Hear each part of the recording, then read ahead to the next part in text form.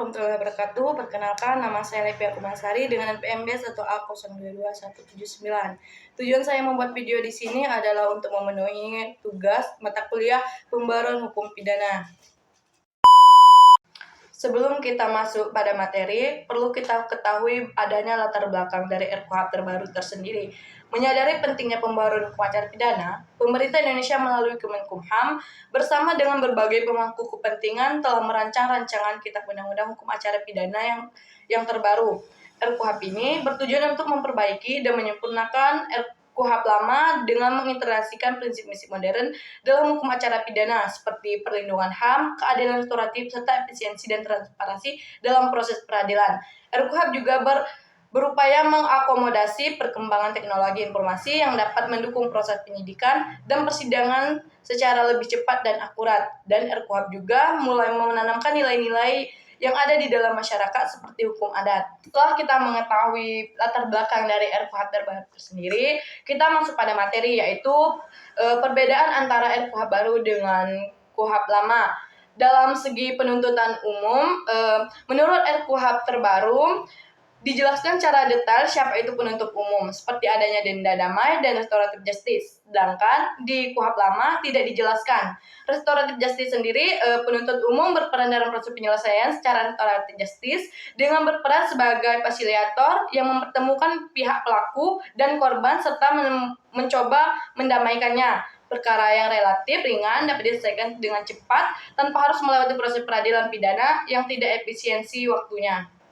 Yang kedua, adanya perbedaan dalam aspek koordinasi dan konsultasi. Terdapat perbedaan mekanisme kerjasama antara polisi sebagai penyidik dan jaksa sebagai penuntut dalam hal administrasi berkas perkara dari hasil penyidikan yang belum lengkap.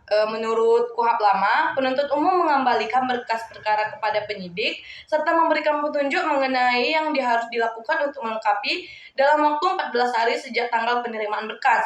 Sedangkan menurut RKUHP terbaru, penuntut umum dan penyidik diberikan kesempatan untuk berkonsultasi dan berkoordinasi secara intensif dalam waktu paling lama 2 hari sejak berkas dinyatakan belum lengkap. Koordinasi dan konsultasi ini hanya dilakukan 1 kali untuk setiap perkara. Yang ketiga, perbedaan dalam aspek penghentian penuntut. Menurut KUHP lama, penuntut berhenti adalah karena tidak terdapat cukup bukti atau peristiwa tersebut dinyatakan bukan merupakan tindak pidana atau perkara ditutup demi hukum. Sedangkan dalam RKUHP terbaru terdapat aturan pembayaran denda maksimum yang dapat dihentikan penuntutan dan jika tercapainya penyelesaian perkara melalui mekanisme keadilan restoratif justice, maka penuntutan juga dihentikan. Kemudian, terdapat juga keistimewaan dalam RKUHP terbaru, yakni penuntutan umum dapat menawarkan kepada tersangka atau terdakwa yang perannya paling ringan untuk menjadikan saksi mahkota dalam perkara yang sama. Hal ini menunjukkan pembaruan dalam sistem peradilan pidana di mana tersangka atau terdakwa dapat bekerja sama dengan aparat penegak hukum dan menjadi kunci utama dalam mengungkap suatu perkara pidana agar lebih terang. Apabila tidak terdapat tersangka atau terdakwa yang perannya paling ringan, penuntut umum dapat memberikan tawaran pada tersangka atau terdakwa yang mengaku bersalah untuk membantu secara substantif dalam pengungkapan tindak pidana dan peran tersangka lain. Apabila tersangka atau terdakwa yang menerima tawaran, maka penuntutan umum dapat mengurangi tuntutan pidananya. Dalam hal tersebut, juga masih terdapat kekeliruan, yakni terdapat kata terdakwa, sedangkan tahap ini masih dalam penuntutan.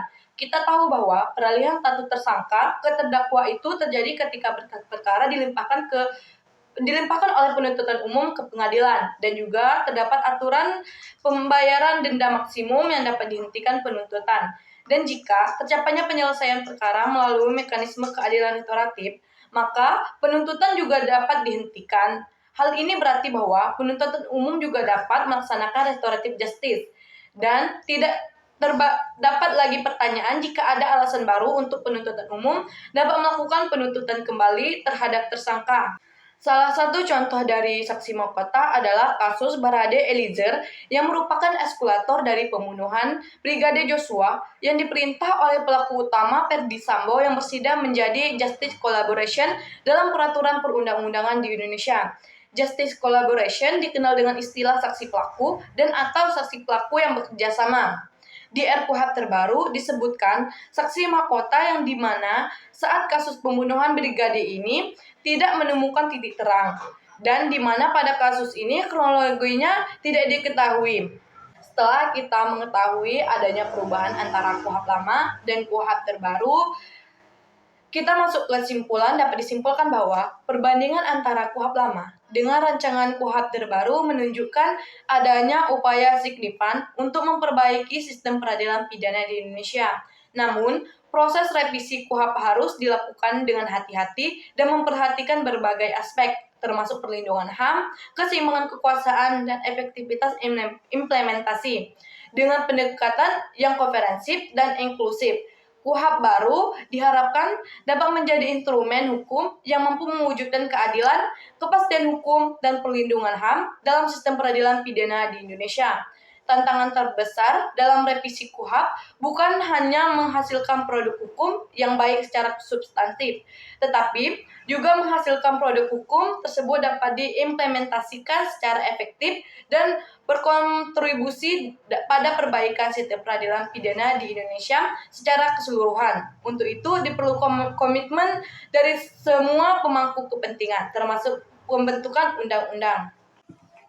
Itulah tadi penjelasan mengenai perbandingan antara KUHP lama dan RKUHP terbaru. Saya akhiri. Wassalamualaikum warahmatullahi wabarakatuh. But I guess what I'm saying, I guess what I'm saying, I guess what I'm saying is I fucking love you, oh yeah. That's my baby. Tryna make you my number one, tryna make you my hero. It's nice to meet you, mucho gusto. Sweeter than